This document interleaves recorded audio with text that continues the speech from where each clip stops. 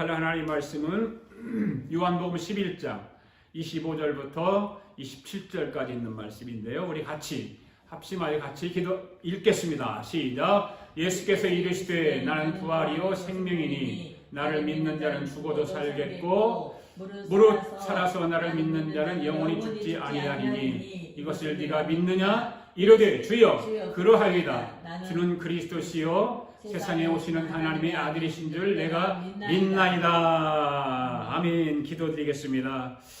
하나님 아버지 감사드립니다. 허물과 죄로 영원히 지옥불에 들어갈 수밖에 없었던 저희들을 사랑하여 주셔서 오늘도 자녀 삼아주시고 불러주셔서 예배의 영광을 주심을 감사합니다. 특별히 부활절 예배 오늘 말씀을 통해서 부활에 대한 말씀이 다 열리게 하여 주시고 우리를 덮고 있는 어두운 사단 원수마귀가 물러가게 하시고 한 길로 왔다가 일곱 길로 떠나가는 역사가 일어나게 하여 주시옵소서. 오늘 이 시간에도 성령님께서 기름 부어주시고 부활신앙으로 깊이 들어가게 하여 주옵소서. 예수님의 부활이 곧 나의 부활이 되게 하시고 부활의 확신을 주시옵소서. 오늘도 하나님께서 살아 역사하여 주심으로 말미암아 모든 병든 자리 치유함 받게 하여 주시고 어둠 가운데 있는 자들에게 부활의 소망을 갖게 하여 주시옵소서. 예수님의 이름으로 기도하옵나이다. 아멘. 할렐루야. 오늘도 하나님의 거룩하고 복된 주일에 주님 앞에 예배드리는 여러분들에게 주님의 은총과 축복이 함께 하시기를 축원합니다. 우리 서로 인사합시다. 예수 부활하셨습니다. 예수 부활하셨습니다. 여러분도 부활할 것을 믿으십니까? 아멘. 아멘. 오늘은 부활주일이죠. 한번 따라합시다. 부활이요 생명이니 네가 믿느냐? 이것을 믿느냐? 할렐루야. 아멘. 어떤 마을에 꽃을 파는 할머니 한 분이 계셨습니다. 그분의 생활은 참 가난했는데요. 그래서 입고 계신 옷도 허름했습니다. 또 고생을 많이 하셨는지 손마디도 굵고 또 거칠었습니다. 그러나 할머니 얼굴만큼은 늘 웃음꽃이 활짝 피어 있었습니다. 그래서 사람들이 그 할머니를 보고 행복한 할머니라고 불러주었습니다. 하루는 행복한 사람에게 물었습니다. 그 할머니에게 어떤 사람이 물었는데, 할머니 무슨 좋은 일이 그렇게 많으시기에 늘 싱글벙글 하십니까? 그런 대답을 하셨습니다. 예, 이 나이 어찌 좋은 일만 있겠습니까? 그러나 내게는 행복을 지키는 한 가지 비결이 있습니다. 나는 힘들고 어려울 때마다 늘 예수님을 생각합니다. 예수님은 십자가에 달리셨다가 사흘 만에 다시 살아나셨습니다. 그래서 나도 힘들고 어려운 일이 있을 때 늘 마음속으로 이렇게 속삭인답니다. 사흘만 기다리자. 믿음으로 3일만 참고 견디자. 그러면 내 마음이 한결 평안해진답니다라고 대답을 하더랍니다. 여러분 그렇습니다. 어떤 아닐 것입니다. 좋은 일이 있다가도 힘든 일이 생기는 법이고 기쁜 일이 있다가도 슬픈 일이 우리 마음을 상하게 하는 것입니다. 고난 뒤에는 분명히 희망이 있는 법입니다. 아멘. 사람이 고난만 있는 법은 없습니다. 반드시 희망이 있습니다. 십자가 뒤에는 부활이 있기 마련입니다. 우리를 사랑하시는 하나님이 왜 우리가 감당하지 못할 시험을 허락하실까요? 사흘 뒤에는 우리가 부활의 기쁨을 맛볼 수 있기 때문에 그런 것입니다. 힘들고 어려워도 여러분 조바심 내지 말고 사흘 동안 믿음으로 잘 견뎌서 부활의 기쁨을 체험하는 저와 여러분 되실 수 있기를 바랍니다. 중세 십자군 전쟁이 일어나는 걸 우리가 다 아시지 않습니까? 그 십자군 전쟁 때에 유럽의 어느 마을에 로잘린이라고 하는 젊은 귀족이 있었습니다. 그는 이방 사람들에 의해서 성지 예루살렘이 빼앗겼다는 사실을 마음 아프게 생각했습니다. 그래서 그도 이 십자군 전쟁에 지원해서 출전을 하게 되었습니다. 그런데 얼마 지나지 않아서 이 로잘린이 전사했다는 소식이 들려왔습니다. 이 로잘린 부인은 그 소식을 듣고 너무 마음이 아팠습니다. 그런 삶의 의욕도 완전히 상실해버렸습니다. 그런데 그 상실해버리고 시리에 빠진 그 로잘린 부인의 그 틈을 타서 하인이 못된 마음을 먹었습니다. 재산을 모두 빼앗아버리고 로잘린 부인을 그 마을에서 쫓아내버린 것입니다. 어쩔 수 없이 이 로잘린 부인은 자기의 시녀를 데리고 갈 바를 알지 못하고 이곳저곳 방황을 하게 된 것입니다. 그런데 어느 날 그들은 한 작은 마을에 이르게 되었습니다. 가난한 사람들이 모여서 사는 동네였습니다. 그러나 모두가 참 친절했습니다. 그들은 로잘린 부인과 그의 시녀가 그들의 마을에서 거할 수 있도록 모든 사람들, 마을 사람들이 그 로잘린 부인과 로잘린 시녀를 잘 살 수 있도록 배려해 주었습니다.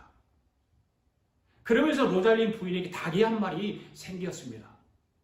그 당시만 해도 동양의 새라고 불렸던 닭인데 그 닭이 유럽에서는 매주 귀할 때였습니다. 이 로잘린 부인은 닭을 정성을 키웠습니다.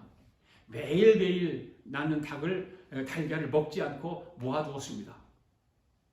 그런 가운데 몇 년 동안 모아다가 부활절이 되었습니다. 로잘린 부인은 마을 사람들이 자기에게 베풀어준 그 사랑과 친절에 작은 것이지만 보답을 하고 싶었습니다. 그래서 모아둔 달걀을 삶았습니다. 그리고 달걀을 예쁘게 색칠을 했습니다. 그리고 난 뒤에 로잘린 가문에 오래된 가훈을 그 결안에다 적었습니다. 하나님의 보호하시는 손길을 믿자. 한번 따라합시다. 하나님의 보호하시는 손길을 믿자. 하나님의 보호하시는 손길을 믿자. 이 로잘린 가문의 가정의 그 가훈을 이 결안에다가 새겨 넣었습니다. 로잘린 부인은 동네 어린 아이들을 모아서 예쁘게 색칠한 달걀을 하나씩 나누어 손에 쥐어주었습니다. 동네 사람들도 참으로 고마워했습니다.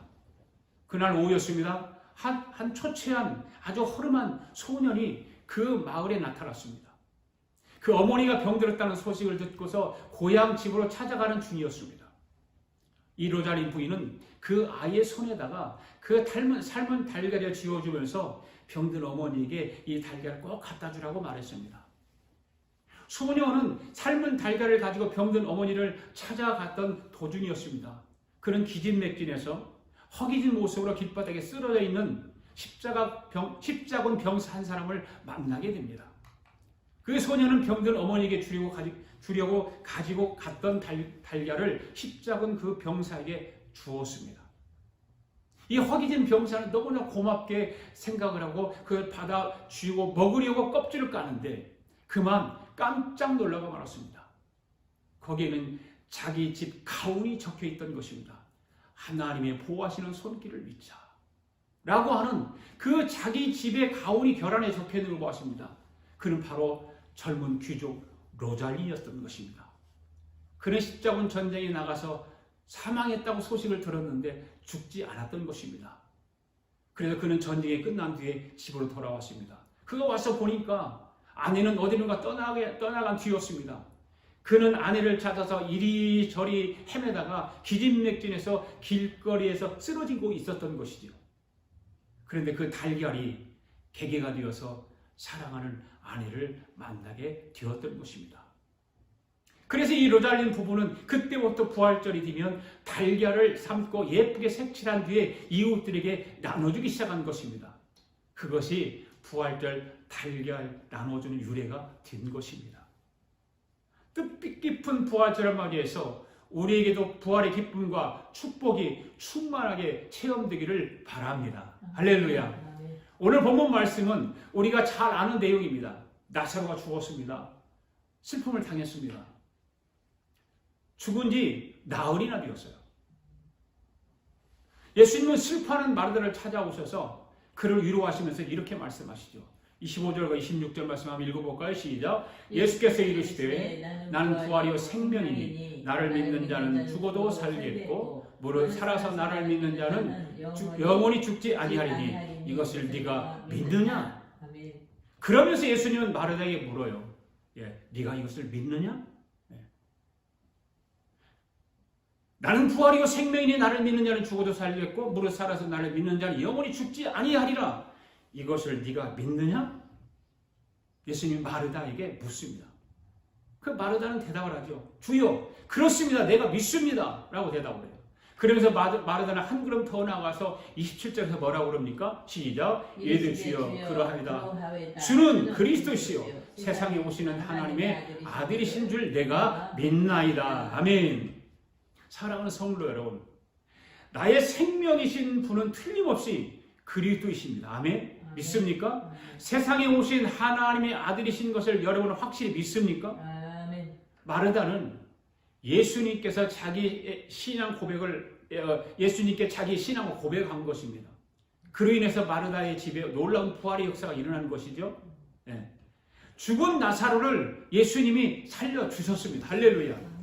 오늘 말씀을 통해서 부활의 신앙이 좀 더 확고해지는 우리 모두가 되기를 바랍니다. 네. 첫 번째로 우리가 생각해 볼 것은 뭐냐면 예수님은 우리의 부활이십니다. 할렐루야. 아멘. 예수님은 말씀하시죠. 예수께서 이르시되 나는 부활이요 그러죠. I'm the resurrection 그러니까 부활이라고 resurrection. 네. 그죠? 여러분 예수님은 우리의 부활이십니다. 아멘. 아멘. 그래서 우리는 죽어도 살 것입니다. 왜 그렇습니까? 예수님이 다시 살리실 것이기 때문입니다. 할렐루야. 그러므로 우리는 죽음을 두려워할 필요가 있을까요? 없을까요? 필요가 없습니다. 많은 사람들은 죽음 앞에 두려워합니다. 교회 다니는 사람들 가운데도 믿음이 부족한 사람들, 믿음이 없는 사람들은 죽음을 두려워합니다. 그러나 예수님이 부활하신 것을 믿는 사람들은 죽음을 두려워할 필요가 없습니다. 왜일까요? 예수님이 우리의 부활이 되시기 때문에 그렇습니다. 예수님이 부활이라는 사실을 세 가지 측면으로 나타내 보셨죠. 예. 첫째로 말씀을 통해서 우리에게 보여주셨죠. 요한복음 2장 19절 말씀에 보면 이렇게 기록했습니다. 시작. 너희가 이 성전을 헐라 내가 사흘 동안 일으키리라. 예수님이 당시 종교인들에게 이렇게 말씀하신 거예요. 여기서 말하는 성전은 무엇을 가리킬까요? 그렇죠. 예수님 자신의 몸을 가리키는 거예요. 자신의 몸. 예수님은 십자가를 지시고 죽으실 것입니다.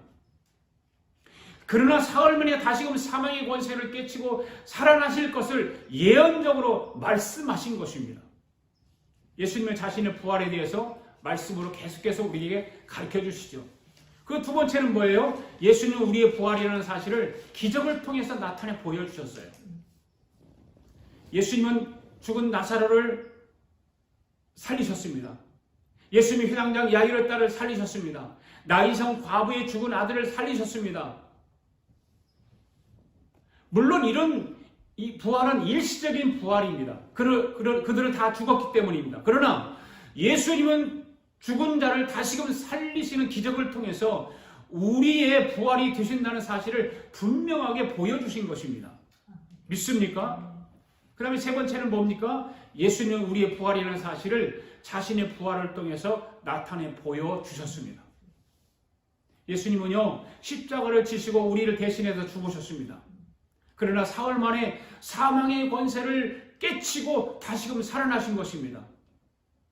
예수님 말씀을 통해서, 기적을 통해서, 자신의 부활을 통해서 우리의 부활이 되신다는 사실을 보여주신 것입니다. 할렐루야. 예수님의 제자들은요, 예수님의 부활을 목격했습니다. 그래서 그들은 더 이상 죽음을 두려워하지 않았습니다. 부활이신 예수님은 그들이 죽어도 얼마든지 다시 살리실 것이라는 사실을 그들이 확신했기 때문에 그렇습니다. 오늘 우리도 확신이 있어야 됩니다. 예수님이 부활하셨기 때문에 우리도 부활한다는 사실을 확신해야 됩니다. 아멘. 믿음이 있어야 되는 것입니다. 그래서 그들은 담대히 복음을 전했습니다. 기꺼이 주를 위해서 순교까지 했습니다. 여러분, 신앙생활 하면서 한 번밖에 살 수 없는 삶인데 여러분 주님을 위해서 순교할 각오가 되어 있습니까? 네. 아멘. 순교할 정신이 있어야 되는 거예요. 나는 주님을 위해서 순교하겠노라. 어떠한 일을 하더라도 주님을 위해서 순교하겠노라. 예수님의 제자들은요, 죽음을 두려워하지 않았습니다. 담대히 자기들에게 주어진 사명을 충실하게 감당했습니다. 오늘 저와 여러분도 세상의 악한 영들에 대해서 두려워하지 말고 담대하게 사명을 감당하게 되기를 바랍니다. 아멘. 소홀히 하지 않기를 바랍니다. 아멘. 최선을 다해서 충실하게 충성된 종들이 되기를 바랍니다. 아멘. 예수님은 우리의 부활이 되십니다. 우리가 죽어도 예수님이 우리를 살리실 것이기 때문에 우리는 두려워할 필요가 없습니다. 믿습니까? 아멘. 할렐루야. 신학자 가운데 볼트만이라고 하는 신학자가 있습니다. 이 볼트만이라고 하는 신학자가 우리 인생을 이렇게 비유했죠. 여기에 야간 열차가 하나 있습니다. 야간 열차가 하나 있습니다. 그 안에 많은 승객들이 있습니다. 그 승객들 가운데는 다 다릅니다. 색깔도 다르고 생각도 다르고 나이도 다르고 직업도 다르고 다 신분도 다릅니다. 다 다른 사람들입니다.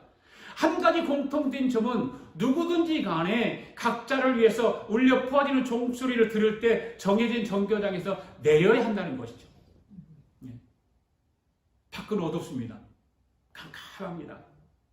자기 스스로 한 번도 내려본 경험 없습니다. 대부분의 사람들은 내리기를 싫어합니다. 그러나 정해진 정거장에서 어쩔 수 없이 내려야 하는 것입니다. 그런데 열차 안에 타고 있는 승객들의 모습을 한번 살펴보기를 원합니다. 첫 번째 승객의 모습인데요. 그는 열차 안에서 부지런히 돈을 벌었어요. 돈 보따리가 커졌어요. 부자가 되었어요. 사람들이 내리는 것을 보면서 그는 개의치 않았어요. 나만큼은 내리지 않고 영원히 이 열차 안에서 살아갈 거야. 그런 생각을 했습니다. 자기는 죽지 않는다는 사실이에요. 이런 마음가짐을 가진 사람처럼 그는 그저 돈을 버는 일에만 혈안이 되었습니다. 돈 보따리가 커졌습니다. 돈의 창고가 커졌습니다. 금괴가 가득 찼습니다. 그러나 결국 어느 날 그를 위한 종소리가 울렸습니다. 그는 발버둥을 쳐봅니다. 내가 가진 돈 보따리를 다 줄 테니까 내리지 않으면 안 되겠습니까? 꼭 내려야 한다면 이 돈 보따리를 가지고 내리면 안 되겠습니까? 사람들은 다 그렇게 생각해요. 그가 가지고 있는 것들 다 주님이 부르시면 종소리가 울리면 다 떠나는 거예요. 내려야 되는 거예요. 인생의 삶에서 인생의 열차 안에서 내려야 하는 거예요. 그래서 사람들은요 자기가 가진 것을 움켜쥐려고 발버둥을 쳐요. 네. 그러면서 별 이유를 다 알죠. 이거 다 줄 테니까 내리지 않으면 안 되겠습니까? 나는 그냥 죽기 싫어요. 나는 살고 싶어요. 꼭 내려야 한다면 이 돈 보따리 내가 노하는 명성 이거 다 가져가면 안 되겠습니까?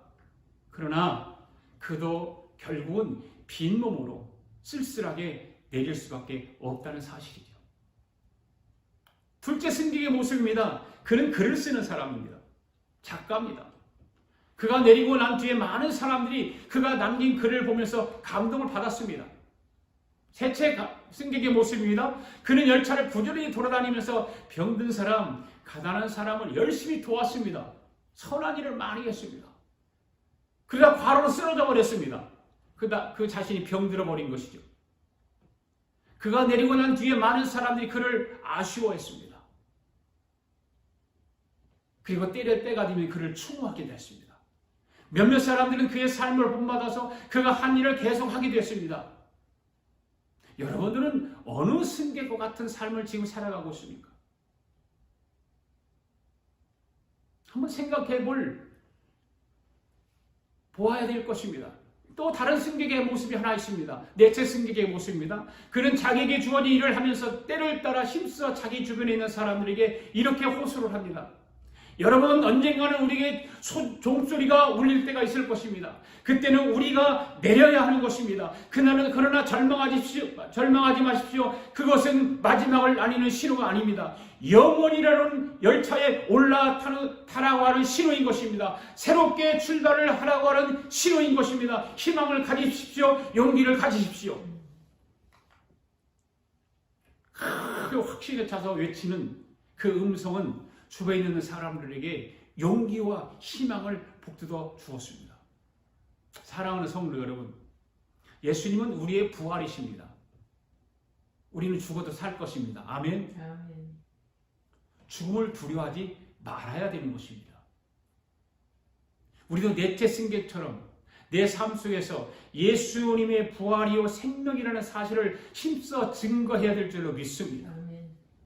그래 주변에 있는 사람들에게 희망과 용기를 북돋주는 삶이 되기를 바랍니다. 할렐루야. 아멘. 둘째, 예수님은 우리의 생명이신 거예요. I'm the life.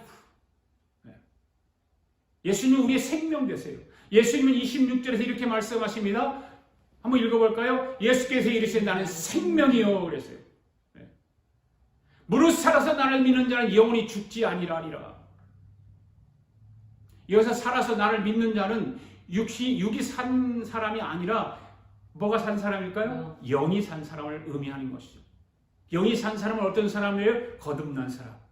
곧 영원히 산 사람만이 예수를 믿기 때문에 그렇습니다. 아멘. 예수 그리스도밖에 있는 자는 육신에 살았다고는 하지만 영은 죽은 거예요. 예수 그리스도 밖에 있는 사람은 육신에 살아있어요. 그러나 그 영혼은 죽은 거예요. 그런 사람에게는 영생이 없습니다. 네. 그러나 예수 그리스도 안에 있는 자는 영생이 있습니다. 그는 영원히 죽지 않습니다. 할렐루야. 죽음은 더 나은 세계로 옮겨가는 하나의 관문에 지나지 않습니다. 그러면 우리는 죽음을 두려워할 필요가 없습니다. 할렐루야. 미국의 유명한 부흥사인 D.L. 무디 목사님이 임종할 때에 많은 사람들이 들러서 그 임종을 지켜보고 있었습니다. 그때 무디 목사님은 감격에 찬 음성으로 이렇게 외칩니다. 보라, 영화스럽도다. 영광스럽도다. 땅이 물러가고 하늘이 임하는구나. 하나님이 나를 부르신다. 그래서 그는 주변에 있는 사람들에게 이렇게 당부를 합니다. 여러분, 내일 아침에 조간신문에 무디가 죽었다는 기사가 났다 할지라도 믿지 마십시오. 무디는 결코 죽지 않았습니다. 이렇게 하늘로 올려가지 않습니까? 라고 한 거예요. 그는 환희와 또 확신에 찬 모습으로, 그래서 그 모습을 생각하면서 영화로운 곳, 영광스러운 곳, 그 하나님이 계신 하늘나라, 그곳으로 자기 간다고 생각하니까 너무나 감격스러운 거예요. 그래서 환희와 확신에 찬 모습으로 눈을 감았던 것이죠. 여러분, 그렇습니다. 예수 그리스도 안에 있는 사람들은 그 생명이 있는 거예요. 할렐루야. 네. 영원히 죽지 않고 사는 그 생명이 그 안에 있는 거예요. 왜요? 예수님이 우리의 생명이기 때문에. 나의 생명이기 때문에. I'm the life. 어떤 가정에서 어머니가 세상을 떠나게 되었습니다. 어머니는 두 아들의 손을 꼭 쥐고서 마지막으로 하나님께 기도했습니다. 그리고 두 아들에게 작별을 인사했어요. 큰 아들은 예수를 믿지 않는 아들이었고 작은 아들은 예수를 믿는 아들이었어요. 그래서 큰 아들에게는 인사를 해요. 죽으면서 마지막 유언을 남겨요. 큰 아들, 굿바이, 잘 있거라. 그렇게 인사를 마지막 유언을 남겨요. 그리고 작은 아들에게는, 예수를 믿는 아들에게는, 작은 아들, see you again. 다시 만나자. 이렇게 인사를 하는 거예요. 마지막 말을 남기는 거예요. 왜 여러분, 어머니가 세상을 떠나면서 이 두 아들에게 서로 다른 작별 인사를 했을까요? 큰 아들은 예수를 믿지 않으니까, 그에게는 생명이 없으니까, 영생이 없으니까. 그래서 그 큰 아들은 어머니가 있는 천국으로 올 수가 없기 때문에 바이바이 한 거예요. 잘 있어. 그러나 작은 아들은 예수를 믿으니까 어머니가 계신 천국을 언젠가는 오게 될 것이기 때문에, 다시 주 안에서 만나게 될 것이기 때문에 아들 굿바이 하지 않고 see you again. 다시 천국에서 만나자. 할렐루야. 여러분, 굿바이와 see you again의 의미는 엄청난 차이가 있는 거예요. 우리는 그냥 그거를 흘러가는 것 같이 말을 듣고 새겨듣고 하지만, 내가 죽음 앞에 있을 때 나의 자녀들을 앞에 놓고 믿지 않는 자녀들이 있다면 굿바이 해야 되는지 see you again 해야 되는 건지, 여러분들은 어떤 말을 자녀들에게 남기기를 원하십니까? 굿바이라고 하시겠습니까? See you again이라고 하시겠습니까? See you again. 할렐루야. 우리 아가페의 성도들 모두가 자녀들 앞에서 내가 천국으로 갈 때에 See you again이라고 마지막 말을 남기는 성도들이 되기를 바랍니다. 아멘. 우리는 다시 만날 거예요. 아멘. 영원히 바이바이 하고 헤어지는 것이 아니라 다시 만나는 거예요. 무슨 이야기 하나가 있습니다. 강도가 어떤 사람의 목에 칼을 들이대고 유혹을 합니다. 있는 거 다 내놔. 안 그러면 이걸로 칼로 찔러 죽일 거야. 여러분, 생명이 중요합니까? 물질이 중요합니까? 생명. 우리도 살고 봐야 되니까. 그러니까 다 준 거예요. 네. 그러니까 막 그렇게 되니까 목숨만 살려주세요. 있는 거 뭐든 드리겠습니다. 막 가진 거 모아놓고 다 줬어요. 그래서 사정을 해서 목숨을 건졌습니다.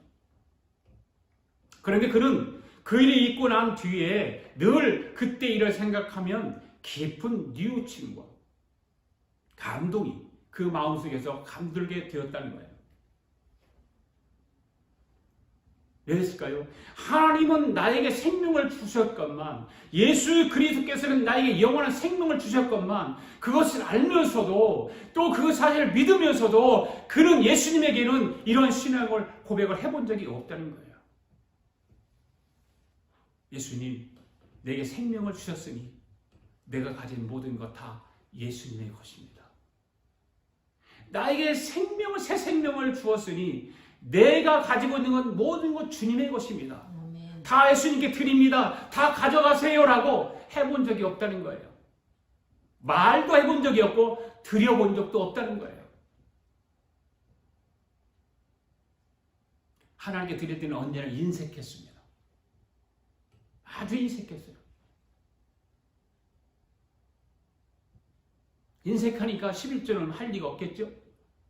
감사금도 뭐 1,000원, 미국 달러라면 10불, 20불, 많아야 20불, 20불짜리 하나.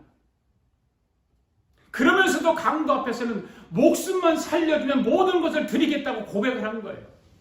그러니 자기가 강도를 믿는 것인지 하나님을 믿는 것인지 알지 못하겠다는 것입니다.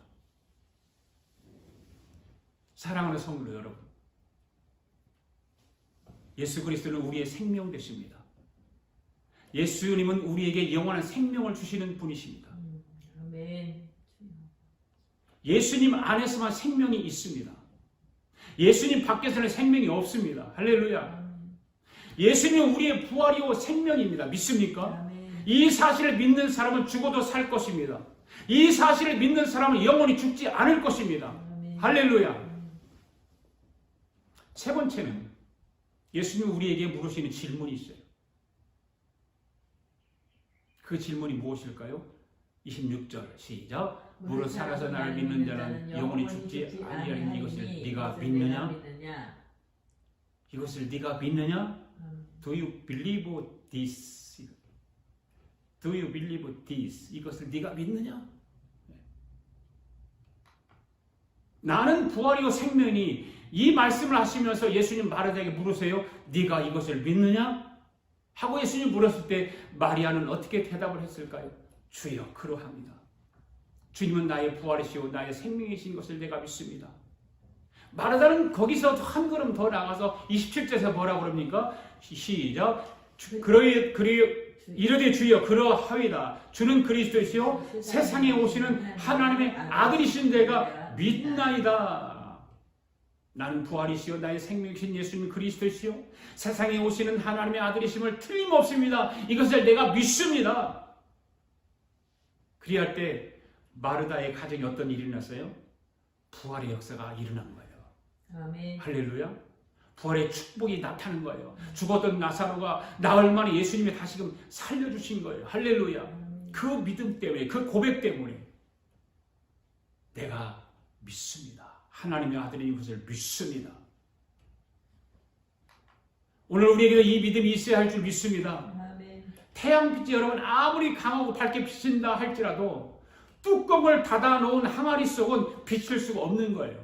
아멘? 아멘. 여러분들이 아무리 태양빛을 뚜껑을 덮어놓고 거기다 비춰서 안에다가 빛이 들어가게 하려고 해도 빛은 안 들어가는 거예요.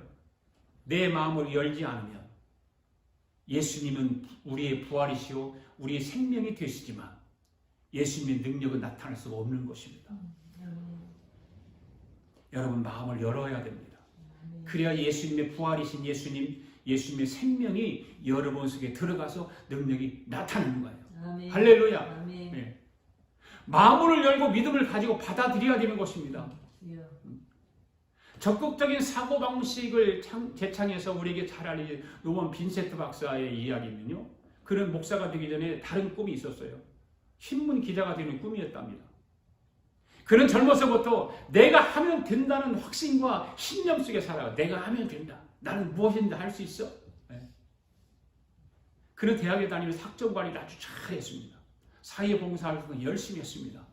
그래서 자기가 원하는 신문사는 어디라도 얼마든지 들어갈 수 있을 것이라고 생각했습니다.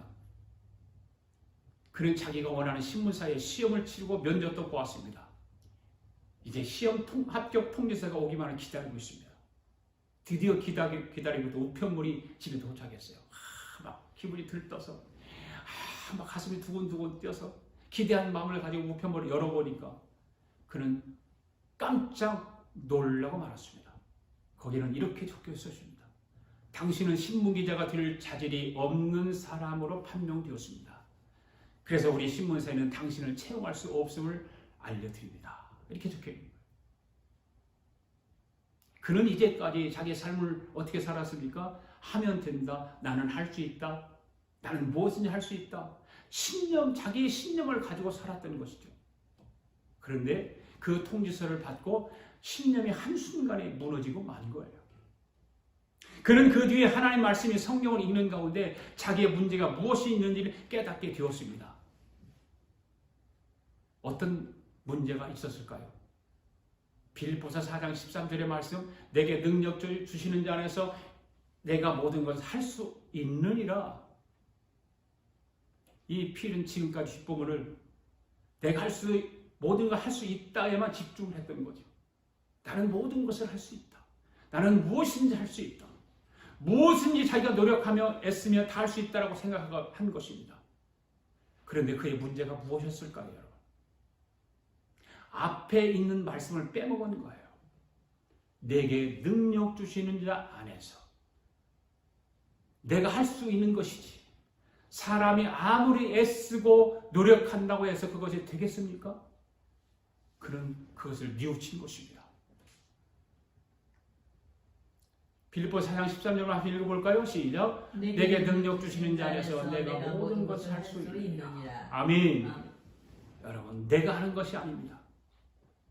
여러분이 인생 살아가는 건 여러분의 인생이 여러분이 살아가는 것이 아닙니다. 내게 능력 주시는 자가 있기 때문에 내가 살아가는 것입니다. 내게 능력 주시는 자가 있기 때문에 내가 할 수 있는 것입니다. 내게 능력 주시는 자가 없으면, 나와 관계가 없으면 나는 할 수 있는 것이 아무것도 없는 것입니다. 여러분, 오늘 저와 여러분이 이러한 오류를 범할 때가 얼마나 많이 있습니까?